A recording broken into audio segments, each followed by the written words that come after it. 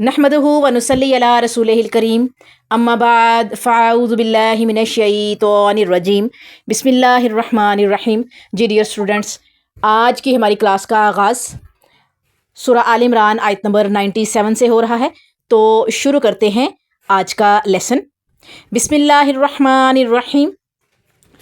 फ़ीही आयातुम बय्यिनातुम मक़ामु इब्राहीम वमन दख़लहु काना आमिना वलिल्लाहि अलन्नासि हिज्जुल बैति मन इस्तताअ इलैहि सबीला वमन कफ़र फ़इन्नल्लाहा गनिय्युन अनिल आलमीन।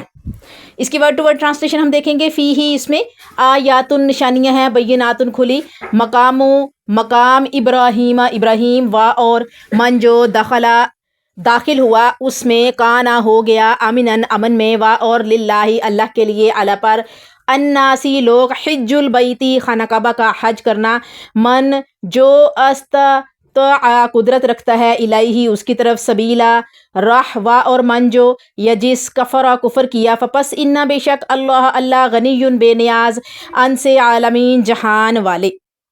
ट्रांसलेशन देखते हैं चलें इसकी अब हम, कि इसमें खुली निशानियाँ और मकाम इब्राहीम है, और जो कोई इसमें दाखिल हुआ वो अमन वाला हो गया।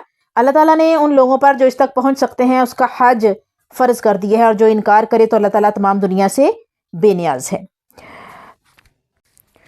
तिरमिज़ी शरीफ की एक हदीस है कि हज़रत अली रज़ी अल्लाह ताला अन्हो रसूल करीम सल्लल्लाहु अलैहि वसल्लम का इरशाद बयान करते हैं कि जिसके पास बैतुल्लाह पहुँचने के लिए ज़ादिरा और सवारी हो, फिर भी वो हज नहीं करता, तो अल्लाह ताला को कोई परवाह नहीं कि वह यहूदी होकर मरे या ईसाई, क्योंकि अल्लाह ताला ने कुरान मजीद में फरमाया है कि साहबे इस्ताअत लोगों पर हज करना लाजिम है। इसी तरह से एक और हदीस सही मुस्लिम की है, जो पहले भी आपके सामने रखी पिछली आयत में, कि हज़रत अबू हुरैरा रज़ी अल्लाह ताला अन्हु बयान करते हैं कि रसूल करीम सल्लल्लाहु अलैहि वसल्लम ने हमें खिताब करते हुए फरमाया, लोगो यकीनन अल्लाह ताला ने तुम पर हज फ़र्ज़ किया है, तुम हज करो। एक आदमी ने उठकर सवाल किया, अल्लाह के रसूल, क्या हर साल हज करना होगा? नबी सल्लल्लाहु अलैहि वसल्लम खामोश रहे, हत्ता कि उसने अपना सवाल 3 मरतबा दोहराया। फिर आप सल्लल्लाहु अलैहि वसल्लम ने फरमाया, मैं अगर हाँ कह देता तो हर साल हज फ़र्ज़ हो जाता, तुम इसकी ताकत ना रखते। फिर आप सल्लल्लाहु अलैहि वसल्लम ने फरमाया, मुझे छोड़े रखो जब तक मैं तुम्हें छोड़े रखूं। तुमसे पहले लोग अपने नबियों से इख्तलाफ और कसरत सवाल की वजह से हलाक हुए। जब मैं तुम्हें किसी चीज़ का हुक्म दूँ तो हस्बे हिम्मत वो काम करो, और जिस चीज़ से तुम्हें रोकूं उसे छोड़ दो। बैतुल्लाह का हज करने का हुक्म हुआ है, ठीक है। और यहाँ पर है कि इसमें खुली निशानियाँ और मकाम इब्राहीम है, यानी इब्राहीम अलैहिस्सलाम का मुकाम है यहाँ पर, और जो भी इसमें दाखिल होगा वो अमन वाला हो जाएगा। जो भी इसमें दाखिल हुआ वो अमन वाला हो गया। अल्लाह ताला ने उन लोगों पर जो उस तक पहुंच सकते हैं उसका हज फ़र्ज़ कर दिया है, यानी जो साहबे इस्ताअत हैं, यानी जिनके पास इतना माल है कि वो उससे हज कर सकते हैं, और अल्लाह ताला के घर तक उनके पास ज़्यादा राह मौजूद है, तो उन पर उसका हज फ़र्ज़ है। और जिनके पास इतना माल है कि वो हज कर सकते हैं, तो ऐसी सूरत में अगर वो हज नहीं करते तो अल्लाह ताला उनसे बेनियाज हो जाएगा। अल्लाह ताला उनसे बेनियाज है, अल्लाह ताला फिर उनसे खुद हिसाब किताब लेगा।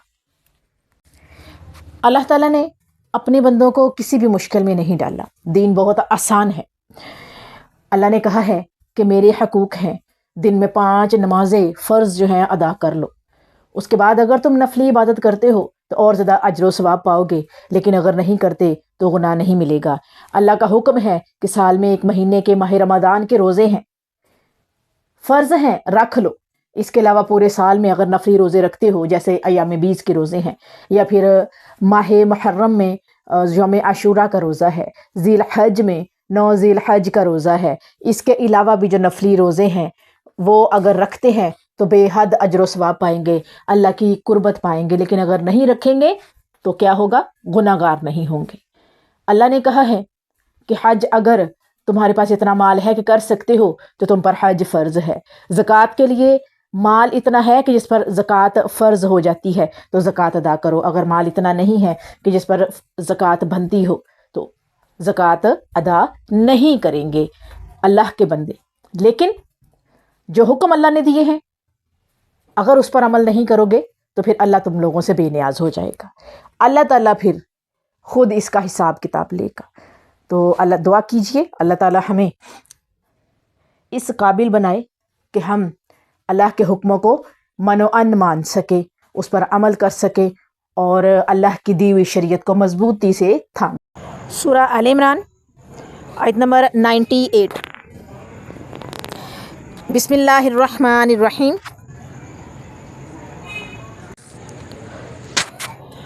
قل یا اہل الکتاب لما تکفرون بآیات اللہ واللہ شہید علی ما تعملون۔ اس کی ورڈ ٹو ورڈ ٹرانسلیشن دیکھیں گے ہم۔ کل کہہ دے، یا اہل الکتابی اے اہل کتاب، لما کیوں، تکفرون تم انکار کرتے ہو، بآیاتی آیتیں، اللہ وا اور اللہ شہید گواہ ہے، اللہ پر، ما تعملون جو تم کرتے ہو۔ اس کی ٹرانسلیشن ہے، آپ کہہ دیجئے کہ اے اہل کتاب تم اللہ تعالیٰ کی آیات کا انکار کیوں کرتے ہو، جو تم کرتے ہو اللہ تعالیٰ اس پر گواہ ہے۔ سب سے پہلے ہم اس کا جو ہے وہ کنیکشن دیکھیں گے اس کا حضرت یعقوب علیہ السلام کے حوالے سے، اللہ تعالیٰ پر جھوٹ بولنا اور حضرت ابراہیم علیہ السلام کو بانی کعبہ تسلیم نہ کرنا اور ملت ابراہیم سے انحراف کرنا کفر ہے۔ انکار کرنا، انحراف کرنا، مکرنا کفر ہے۔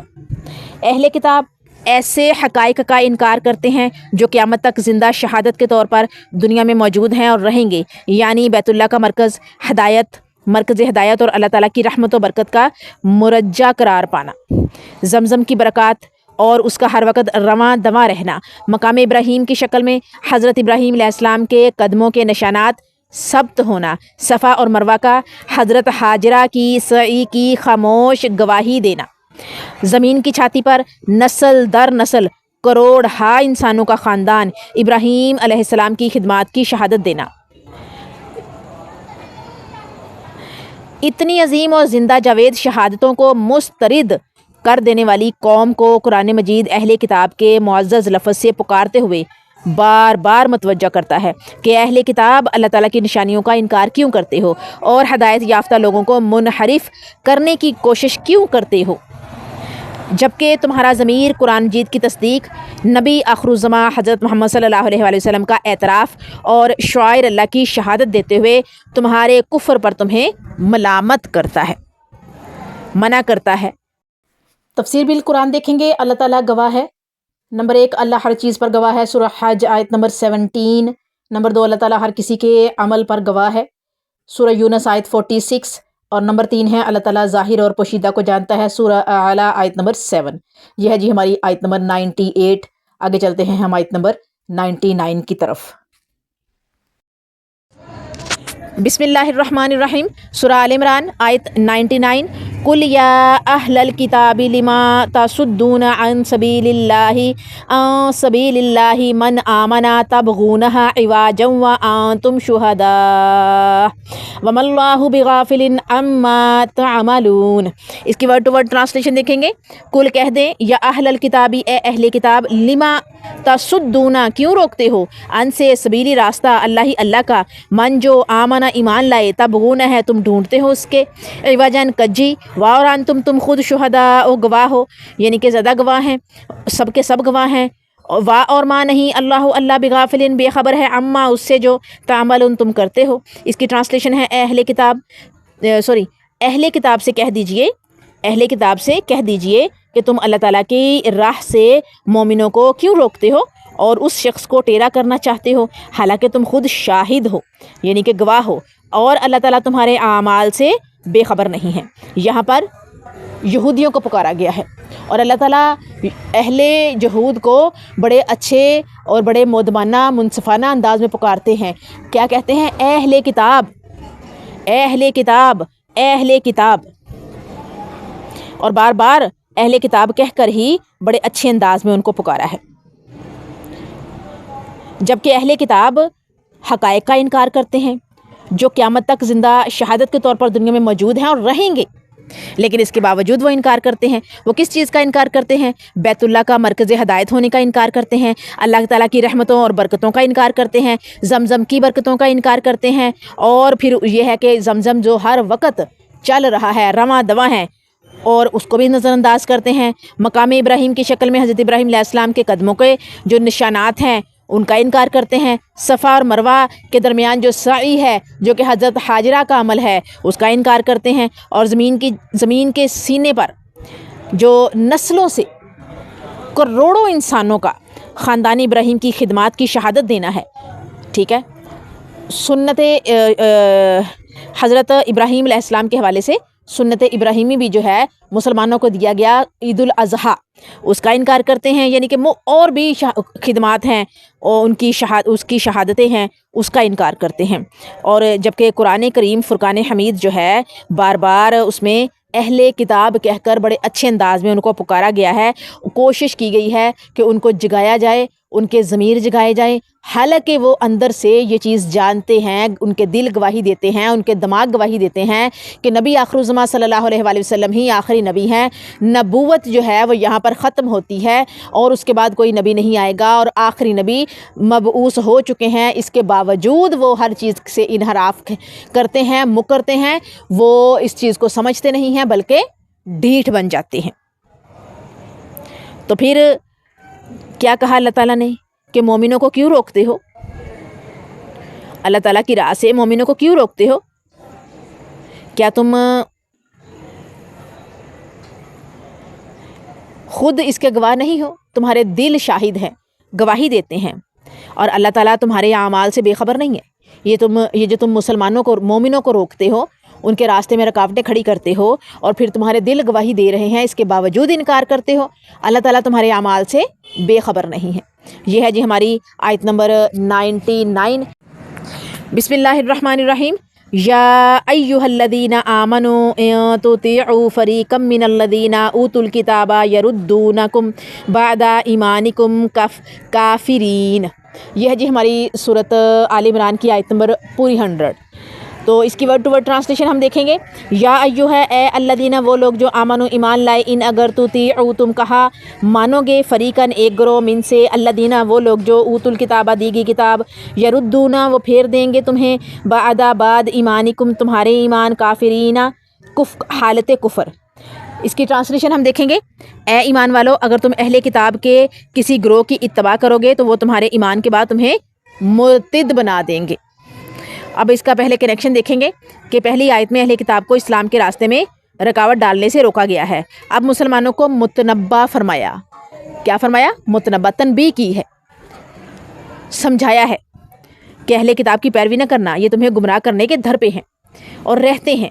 قرآن مجید میں کافی مقامات پر, متعدد مقامات پر مسلمانوں کو ہدایت کرتا ہے قرآن مجید کہ اگر تم اہل کتاب کو راضی کرنے کی کوشش کرو گے تو وہ ہرگز راضی نہیں ہوں گے. ان کی خواہش اور کوشش ہے کہ تمہیں ایمان سے منحرف کر کے کافر بنا دے. اللہ تعالیٰ نے اپنی آخری پیغمبر حضرت محمد صلی اللہ علیہ وآلہ وسلم کو متنبہ کرتے ہوئے فرمایا, میرے پیغمبر جب تک آپ ان کی خواہشات کی پیروی نہ کریں گے تب تک یہ آپ پر بھی راضی نہیں ہوں گے. سورہ بقرہ آیت 120.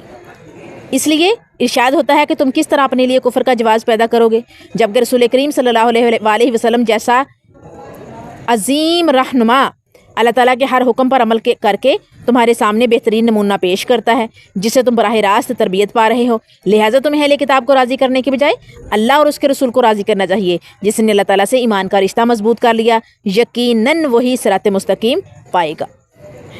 اس کے مسائل دیکھتے ہیں. نمبر 1, ایمانداروں کو یہود و نصارہ کے پیچھے نہیں لگنا چاہیے. نمبر 2, یہود و نصارہ لوگوں کو مرتد کرنا چاہتے ہیں.